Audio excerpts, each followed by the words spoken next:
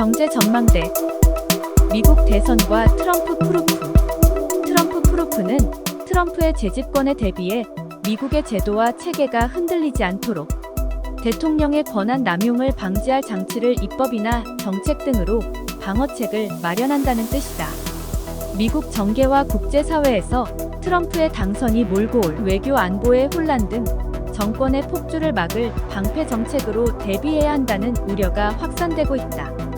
각종 여론조사에 의하면 내년 11월 대선에서 트럼프가 다시 당선될지도 모른다는 전망이 나온다. 재집권과 동시에 국경을 차단하고 석유 시출을 확대해 사회보장 혜택을 누리게 해주겠다고 공언한다. 자신을 범죄 혐의로 기소한 검사와 법무부, 연방 관료들을 보복하겠다는 등 현실적 위협을 가하고 있다. 게다가 현 정부의 동맹 복원, 외교 정책을 폐기하고 극단적인 미국 우선주의로 돌아갈 수 있다는 전망에 국제사회가 걱정하고 있다. 명예훼손 혐의, 연방의회 난입사태 선동, 성관계 입막음 비용 사건, 백악관 기밀 유출 사건 등 수많은 혐의로 재판에 회부된 트럼프의 인기가 날이 갈수록 오르고 있으니 이해하기 어려운 미국의 정치 현상이다. 최근의 여론조사에서도 공화당 내의 다른 대선 후보들을 앞지르는 기세이다. 트럼프는 당선되면 바이든 대통령이 도입한 IRA를 폐기할 계획임을 대선 캠프 관계자를 통해 밝혔다. 이는 미국 본토에 72조 원에 이르는 대규모 투자를 한 한국 기업들에게는 큰 타격이 될 전망이다. 파이낸셜 타임스의 집계에 의하면 IRA법이 통과된 8월 이후 외국 기업의 대미 투자 1억 달러 이상인 프로젝트는 유럽연합 19건, 일본 9건, 캐나다 5건, 대만 3건이지만 한국 기업은 20건으로 그중 가장 많다. 물론 IRA의 폐기를 위해서는 의회의 동의가 필요하지만 혼란은 피할 수 없어 보인다. 기후변화에 대해서도 회의론자인 트럼프는 바이든에 의해 복귀된 파리기 후협정을 다시 탈퇴하고 청정에너지 투자를 줄여 화석연료 생산을 늘리는 방향으로 기후에너지 정책을 전반적으로 바꿀 것이라고 파이낸셜 타임스는 예측하고 있다.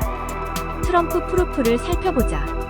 우선 선거 측면에서 부정하게 선거인단을 구성하지 못하게 의회의 검증을 거치도록 작년 12월에 대선 선거인단 개혁법을 통과시켰다. 두 번째로 과학 분야에서 과학보호법을 발의하여 과학 분야 자금 지원 시에 과학적 근거에 따라 진행하여야 하며 정치적 간섭을 금지한다는 내용을 명시하였다. 코로나19 당시 마스크 미착용 등 코로나 방역 지침을 수시로 무시하고 비과학적 정책으로 혼란을 초래한 데 대한 제도적 대비책이다. 세 번째는 외교 안보 분야에서 트럼프의 즉흥적 외교 정책으로 기존의 견고한 대중 대북 정책의 무효화에 대한 사전 대비책이다.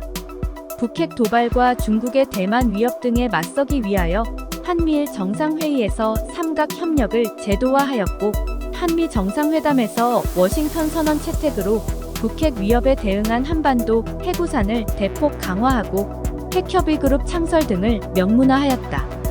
마지막으로 민주공화 초당적으로 중국 위원회 설치 및 반중 법안을 통과시켜 기존의 중국 정책 및 제재망의 해체 방지를 위한 조치를 강구하였다. 이코노미스트에 의하면 트럼프는 집권 당시 푸틴 대통령이나 북한의 김정은 등 전체주의 국가의 독재자들과 관계를 강화했었고 자신의 개인적 이미지 쇄신을 위해 중국과의 화해쇼를 연출할 수도 있다고 보고 있다.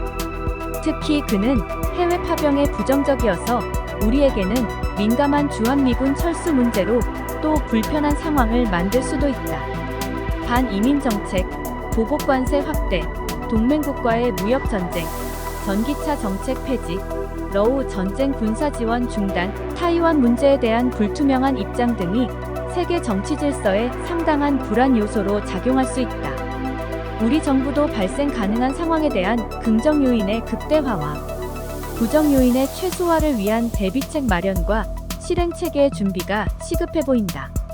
뉴욕타임스에서는 2명의 인기 없는 후보들의 선거라고 평가하지만 누가 당선되든 우리에게는 막대한 투자를 한 한국 기업의 투자 리스크를 해소할 수 있는 국익 우선의 지혜롭고 현명한 외교 정책이 필요한 때이다.